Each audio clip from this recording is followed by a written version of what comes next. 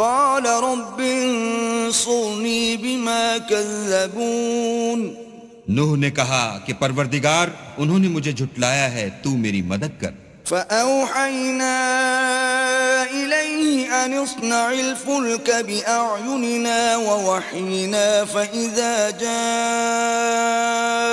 أمرنا وفارت النور فاسلك فيها من كل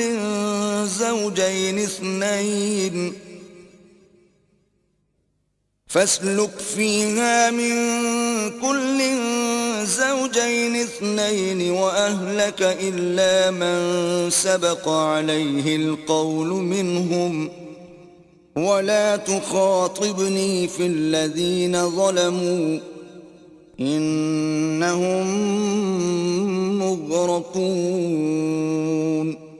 بس ہم نے ان کی طرف وحی بھیجی کہ ہمارے سامنے اور ہمارے حکم سے ایک کشتی بناؤ.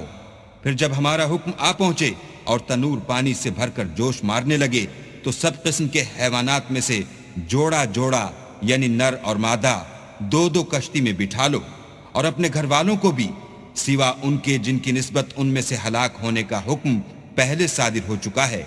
اور ظالموں کے بارے میں ہم سے کچھ نہ کہنا، وہ ضرور ڈبو دیے جائیں گے. فَإِذَا اسْتَوَيْتَ أَنْتَ وَمَن مَّعَكَ عَلَى الْفُلْكِ فَقُلِ الْحَمْدُ لِلَّهِ الَّذِي نَجَّانَا مِنَ الْقَوْمِ الظَّالِمِينَ.